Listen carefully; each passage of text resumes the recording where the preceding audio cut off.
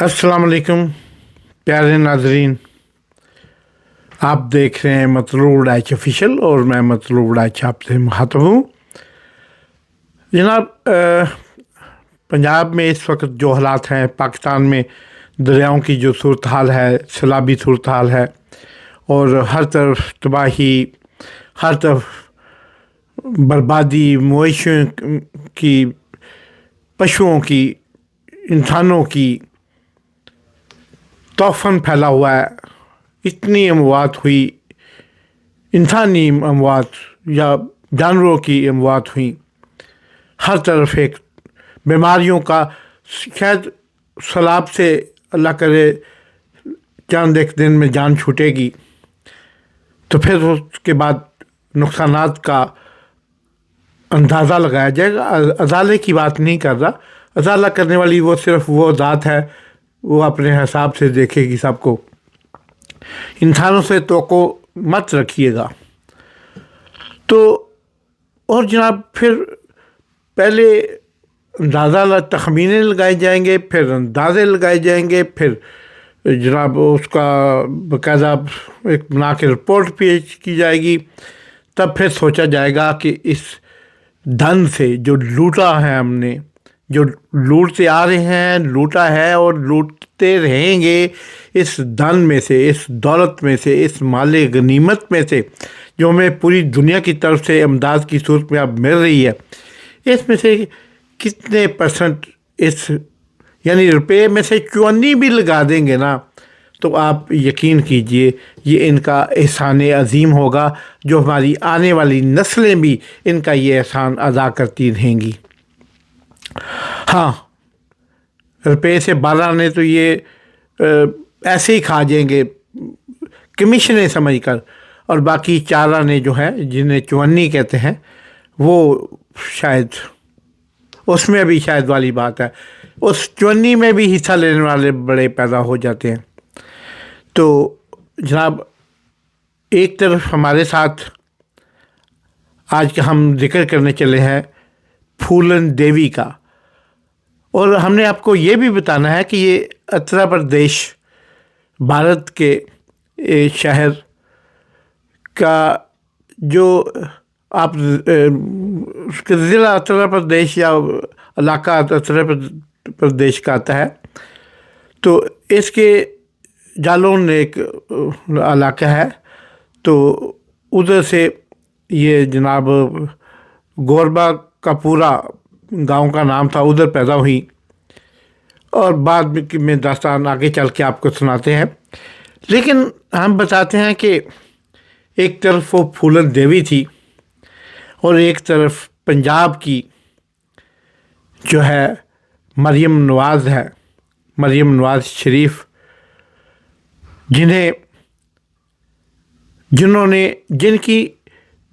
जिनकी पूरी दुनिया में ऑफशोर कंपनियां हैं, जिनके बाप की, जिनके भाइयों की, जिनके चचा की, जिनके कज़नों की, जिनके अकरबा की, जिनके अहबाब की, पूरी दुनिया में ऑफशोर कंपनियां हैं।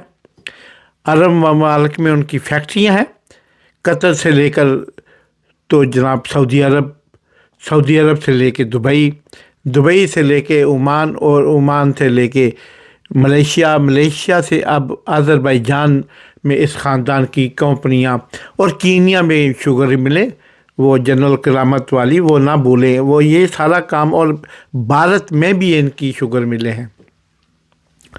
तो लेकिन वो मुज़र है इस बात पे सख्ती से कायम है कि हमारी लंदन तो क्या, पाकिस्तान में भी कोई जायदाद नहीं है। तो हम इन दोनों फूलन देवियों का, एक वो डाकू थी, वो लूटती थी, मारती थी, लूटती थी, जो कुछ भी करती थी, लेकिन उसका इकरार करती थी। एक तरफ ये फूलन देवी है जो लूटती भी ज़्यादा है, मारती भी ज़्यादा है, और लेकिन इस बात पे गुस्से भी है कि मुझे फिर आप चोर डाकू क्यों कहते हो, जिसने ना अपनी इज्जत देखी, ना बाप की इज्जत देखी, ना पाकिस्तान की इज्जत देखी, ना बरादरी की इज्जत देखी, ना पंजाब धरती पंजाब की इज्जत देखी। लेकिन इस फूलन देवी के अजीब ही मिजाज हैं। ये फूलन देवी इस बात को मानने के लिए तैयार नहीं कि पाकिस्तान में होने वाले अब तक के तमाम बड़े मजालिम में से इसके मजालिम का जो है झंडा वो ऊंचा है। जुल्म का झंडा, लहू रंगा झंडा, जिन्हें इन्होंने अपनी ताकत की वजह से साबित कर दिखाया है, वो लहू रंग असल में है इनका। शेर निशान है ना, फाड़ने वाला, खाने वाला, चीरने वाला, वहशत की अलामत। शेर को कभी मोहब्बत की अलामत देखा है आपने?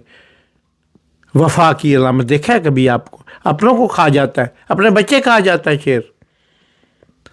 तो ये जनाब, ये तमाम हालात वाक़यात आज हमने सोचा आपके गोश करते हैं।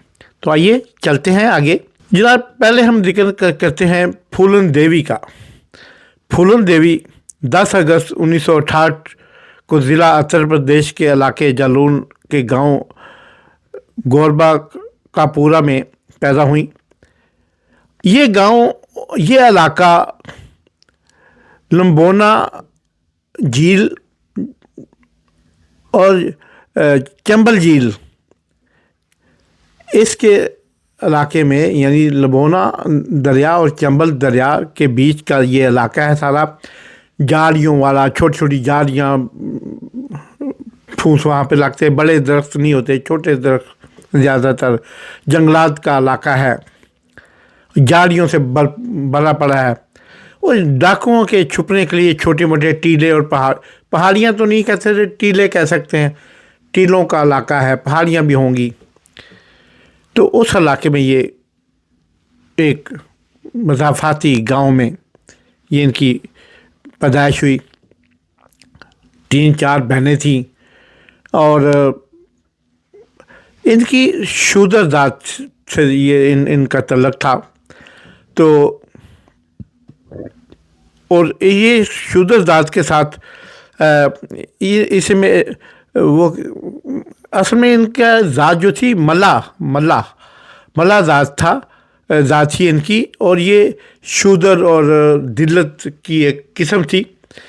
तो इनका काम इनके वालिदैन या उस इलाके के लोग जो हैं वो चने और सूरजमुखी, ये बाजरा, मक्की, इसकी पैदावार करते थे, अब भी करते हैं उस इलाके के लोग। ये बहनें पाथियाँ यानी गोए, थपना यानी गोबर से बने हुए, जो डंगरों के, मवेशियों के जो होते हैं गोबर होता है, उसके पाथियाँ बना के ये सभी डेरों पे जाके वो पाथियाँ बनाती थी। तो फिर उनको उनके घरों तक छोड़ना, फिर सूखने पे, खुश्क होने पे, और ये इनका काम था। पाकिस्तान में भी ऐसा चलता है, गरीब लोग किसानों के डेरों पे जाके पाथियाँ बनाते हैं, उनकी औरतें, उनकी बच्चियाँ, तो ये भी करती थी।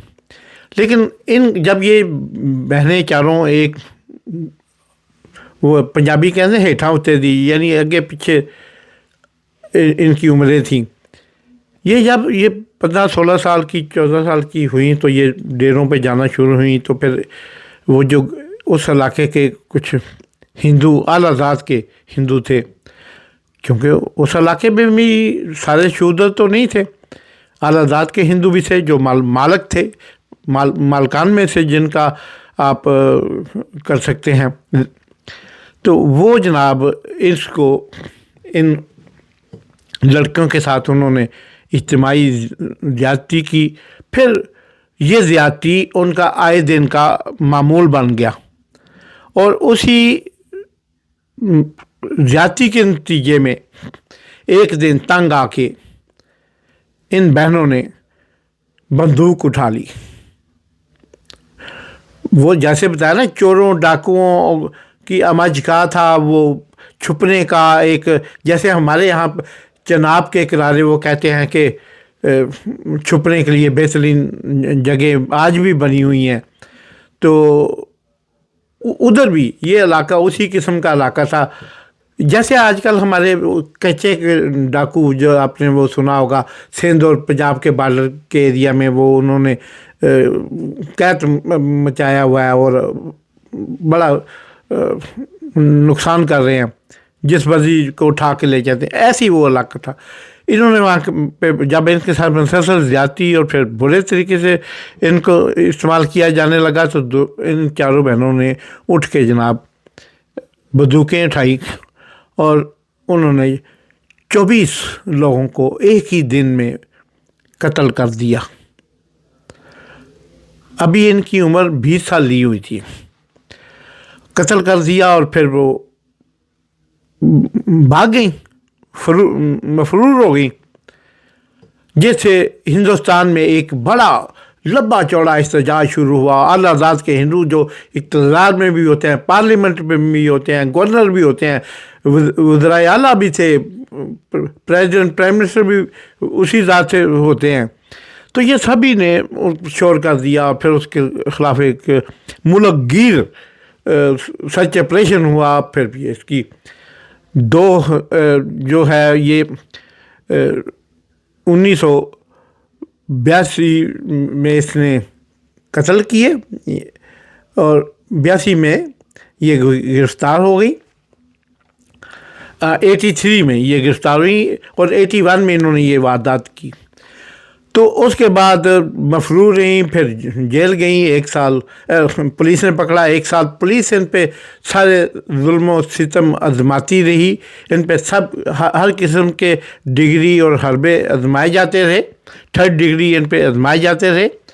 پھر ان کو جناب جو ہے وہ پھولن دیوی اور ان کی بہنوں کو سزا ہو گئی اور سزا کے بعد عمر قید کی سزا ہوئی. اور عمر قید کے بعد جب یہ ابھی 93 میں ان کو رہا کر دیا گیا. 93 میں ان کی رہائی کے بعد جو تھی انہوں نے جو ایک بات تو انہوں نے 20 سال کی عمر میں اپنے آپ کو پولیس کے حوالے کر دیا تھا. جب ان کو پتہ چلا کہ ہمارے ساتھ اب یہ ہمیں مار دیں گے تو انہوں نے ایک راستہ ڈھونڈا کہ شاید اس طریقے سے تھوڑا بچ بھی سکتے ہیں. اور پھر 94 میں انہوں نے جو ہے مطلب اس کے بعد انہوں نے ایک سماجوادی پارٹی, جیسے انڈیا میں کافی بڑی پارٹیاں لیکن جو پہلی 3 پارٹیاں ہیں وہ بی جے پی, بھارتیہ جنتا پارٹی اور کانگریس, اور تیسری سماجوادی پارٹی. انہوں نے پھولن دیوی نے سماجوادی پارٹی میں کی رکنیت اختیار کر لی اور ان دنوں آنے والے ایک الیکشن میں حصہ لے کر یہ اسمبلی کی رکن منتخب ہو گئی. یعنی 10 سال اندر رہنے کے بعد آزاد ہوئی. سارا کچھ معاف ہو چکا تھا, کیس لیکن کچھ چل رہے تھے ابھی بھی. تو وہ ممبر منتخب ہو گئی. 98 تک یہ ممبر رہیں پارلیمنٹ کی. عورتوں کے حقوق کے لیے بہت کام ہے. اس عورت کو 20 کنٹریز نے, یعنی دنیا کے 20 ملکوں نے نوبل انعام کے لیے نامزد کیا, لیکن بھارت کے ہندوؤں نے ڈٹ کے اس کی مخالفت کی اور ایک بھی نہ چلنے دی, نہ اپنی سرکار کی نہ غیر سرکار کی. تو تب سپورٹنگ ہونی تھی نا جب اپنا ملک نامزد کرے, تو ہندوؤں نے نہیں کی. اور لیکن 20 دنیا کے ممالک تھے جنہوں نے اس دفعہ ان پھولن دیوی کو نوبل امن کے نوبل انعام کے لیے منتخب کیا, کیونکہ یہ اعلیٰ ذات کے خلاف اور اس ظلم و ستم کے خلاف جو عورتوں پہ لایا جاتا ہے, اسپیشل طور پر بڑے صغیر کے اندر, سب کانٹیننٹ انڈیا اور پاکستان اور بنگلہ دیش اور سری لنکا کے اندر, تو انہوں نے جد و جہد کر کے عورتوں کو ایک مقام دیا. 85 میں ان کے خلاف جب انہوں نے قتل کیے, اس کے صرف 3 سال بعد انڈیا میں بنگالی زبان میں ان کے خلاف پہلی فلم بنی. خلاف نہیں, ان کے متعلق کچھ حقائق, کچھ توڑ موڑ کے فلم بنانے کے لیے بہت کچھ کرنا پڑتا ہے. تو فلم کا نام پھولن دیوی, بنگالی زبان کی یہ فلم تھی. بنگال بڑا صوبہ ہے, پاکستان سے بڑا صوبہ ہے. اسے وہ فلم پھر ہندی میں ڈب ہوئی، پھر سارا کچھ، پھر اس پہ بعد میں ایک اور فلم بھی بنی 90s میں، وہ فلم تھی بندیت کوئین، کہ بدماشوں کی ملکہ، بندیت کوئین فلم جو ہندی زبان میں بنی، اور اس فلم نے پوری دنیا میں تہلکہ مچا دیا، اور پھولن دیوی اتنی مشہور ہوئی کہ لوگوں کے لیے لوگوں کے دلوں میں اس کے لیے جذبات، اور اس کے لیے وہ ایک نیا پیدا ہوا کہ یہی عورت شاید ٹارزن ہے، یا اس جو بچانے والی ہے، پورے بھارت کی لیڈ کرے گی۔ اس طرح اس نے مقبولیت حاصل۔ 1998 میں چونکہ اس الیکشن کی مدت تھوڑی رہ گئی تھی، جو یہ جیتی تھی وہ ایک ضمنی الیکشن تھا۔ 98 میں یہ ہونے والے الیکشن میں ہار گئی، لیکن پھر ایک سیٹ خالی ہونے کی وجہ سے 99 میں پھر یہ منتخب ہو گئی لوک سبھا کے لیے، بھارتی لوک سبھا کے لیے، اور منتخب ہو گئی۔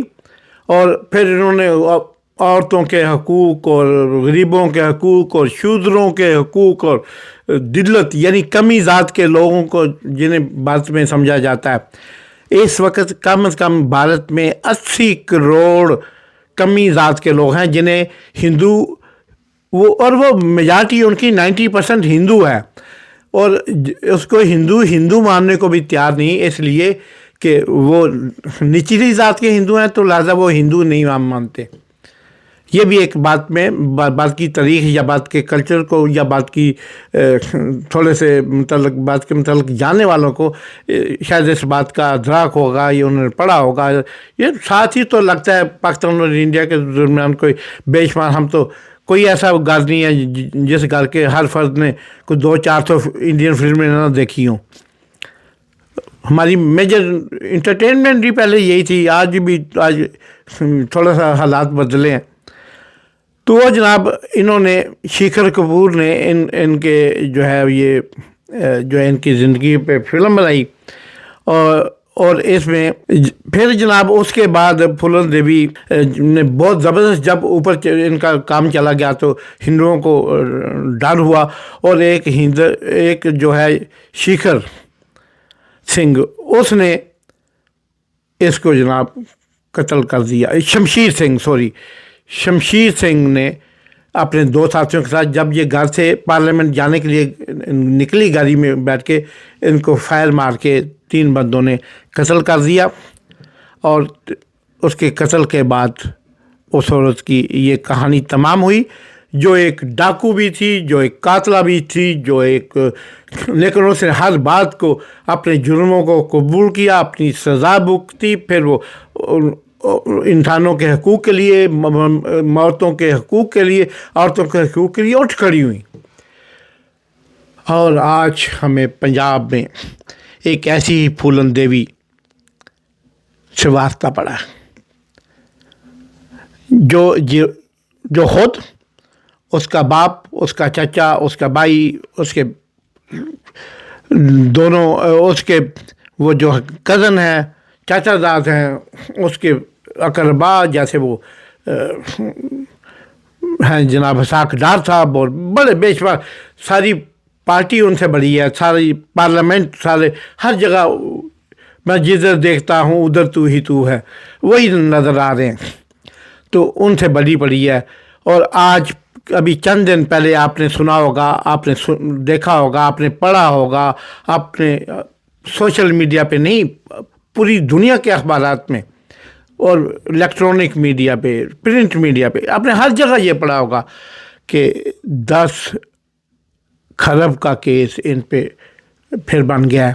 پہلے کیس سے ابھی یہ بڑی زماں نہیں ہوئے، معمولی وہ جو عدالتیں ہوتی ہیں، جو سیشن کورٹ تک کی، وہاں سے خود کو ذرا اپنے ہی دور حکومت میں کروا لیا۔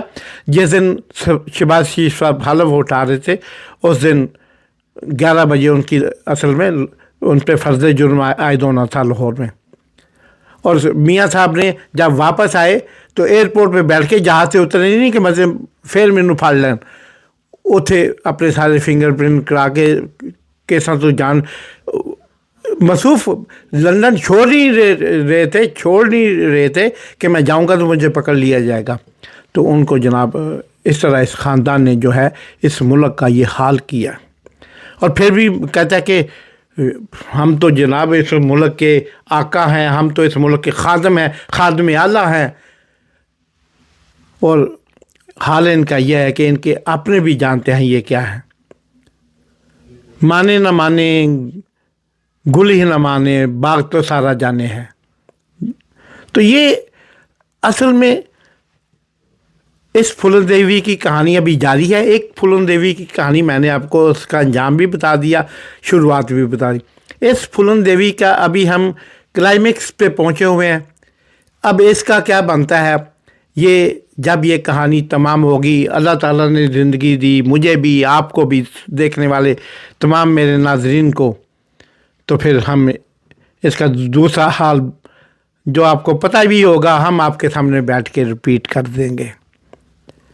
आप तब तक देखते रहिए मतलूब राइज ऑफिशियल।